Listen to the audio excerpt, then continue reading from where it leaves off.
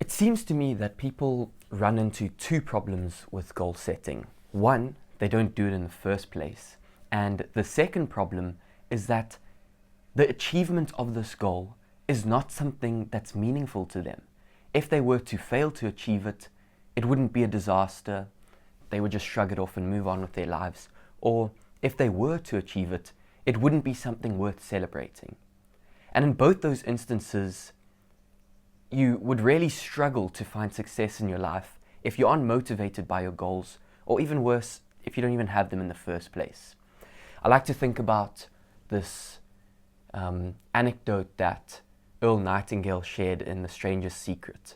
It's a video, or it comes in PDF format as well. You can go find it on the internet, on YouTube too. I'll link it in the description. So he says that if you set a ship sail from a harbor and you give it no aiming point, but you want it to reach a certain destination, it will virtually never reach that destination, which obviously makes sense, intuitive sense. You just set a ship out to sail, it'll drift about aimlessly, follow the currents, but never get to the destination that it's truly meaning to get to. Whereas if you put a captain at the helm and you tell him where he's aimed, 99 times out of 100, probably even way greater odds than that, probably more like 99,000 times, or 99,999 times out of 100,000, that ship will actually reach its destination. And the key difference there is one ship had a destination, had an aiming point, and another one didn't.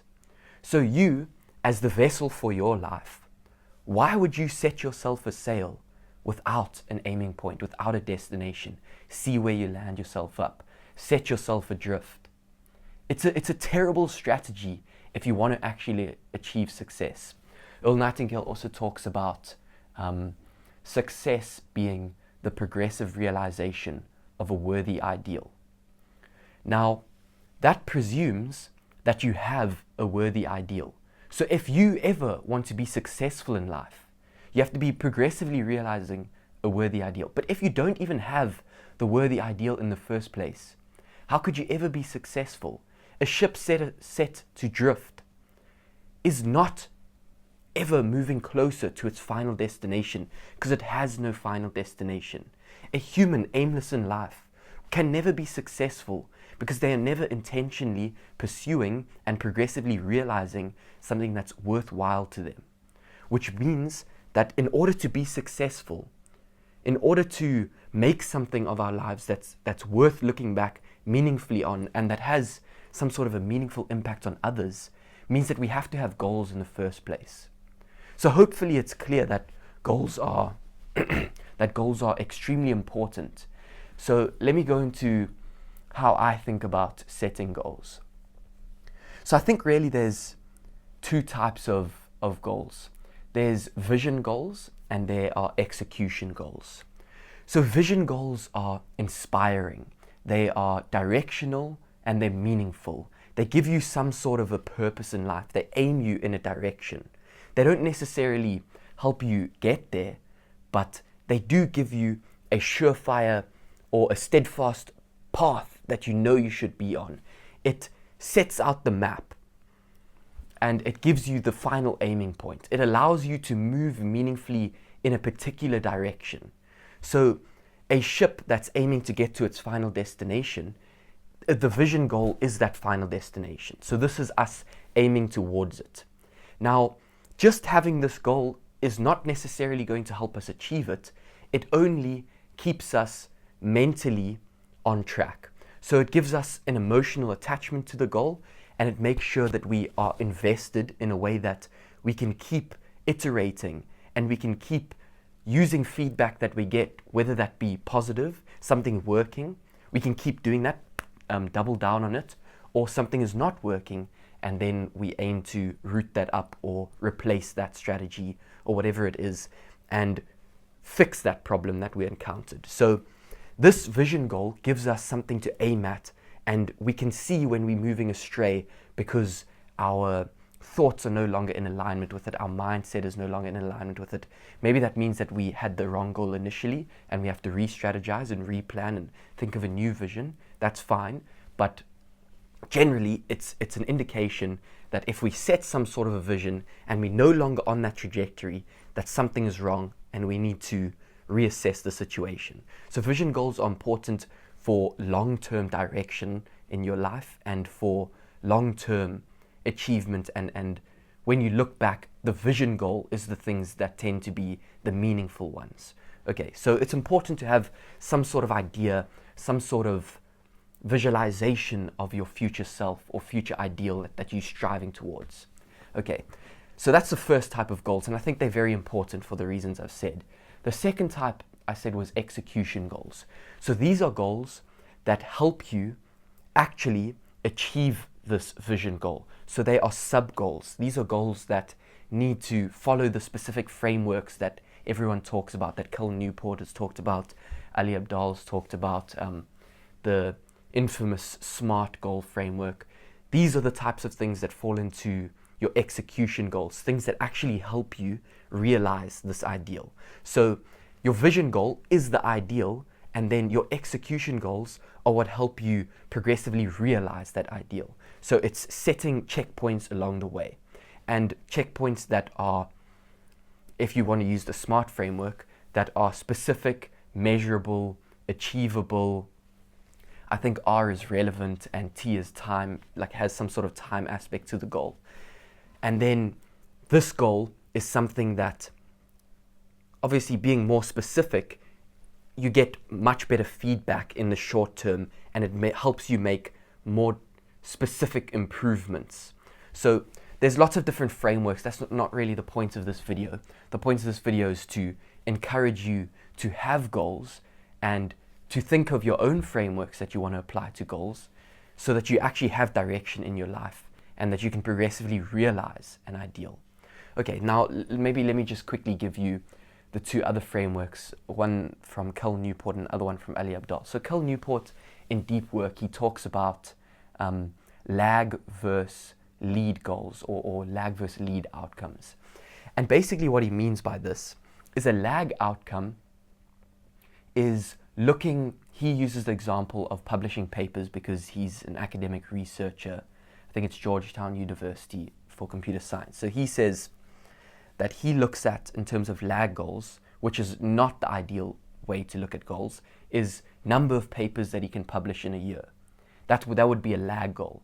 And then a lead goal, on the other hand, would be the number of deep work hours that he's put in a day or in a week. And so the number of deep work hours that he put in, he says, is much more meaningful on a day-to-day basis that can actually help you achieve your goal than this lag goal of just having an arbitrary number of papers, where that's very hard to look at and very hard to assess whether you're actually making progress towards it or not, because it's too distant in a way and there are too many things influencing the outcome. It's more of an outcome-based goal as opposed to something that you can actively control, and something that you can actively control is much more worth your while in terms of tracking and measuring, because the feedback is more relevant. Okay, so he talks about a lead goal then being something that you should rather have. So trying to increase the number of deep work hours that you put in a week or specific time frame, that being a much better goal than a lag goal. So that's something that you could also think about in terms of execution goals. And Ali, similarly, he talks about input, output, and outcome goals, which is very similar. Input goal would be much like the number of deep work hours you've put in. An outcome goal would be something like, I want to reach tenured professorship in a certain amount of time, and then an output goal would have been the number of papers. So it's very similar, those two frameworks. And if two great minds have come to the same idea and actively share that idea, it's probably something worthwhile pursuing. Obviously, that's just a heuristic, but it seems pretty reasonable. Okay, so now that we have some sort of frameworks, or that I've introduced you to some sort of frameworks that you can look at, and you know some sort of vision goal that you're going to have, then you know that you're going to have execution goals that are going to allow you to progressively realize this vision goals.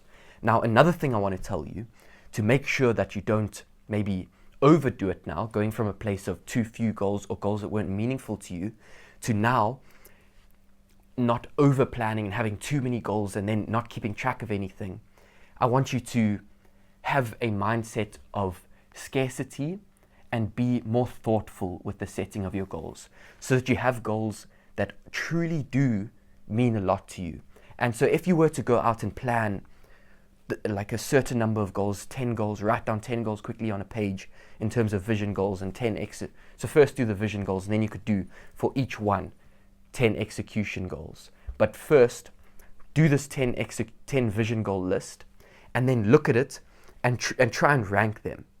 And then pick the few ones that are really meaningful to you and really important to you, that you would not want to miss a celebration for, and that if you were to miss, it would be something that would hurt you on an emotional level.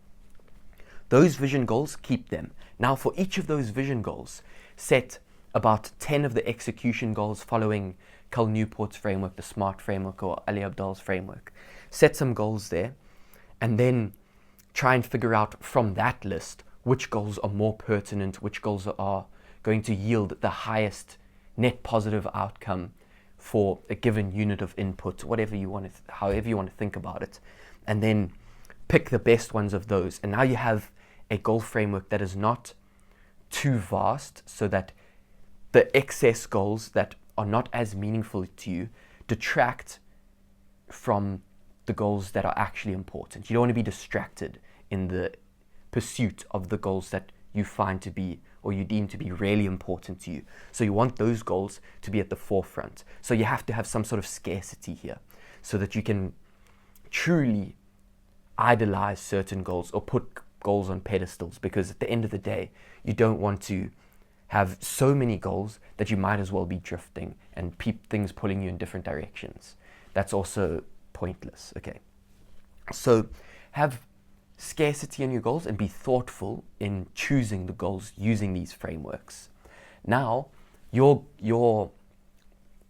job now would be, once you've set your goals, would be, which is not really the point of this video, but at least to give you something to do, something to do from this point onwards.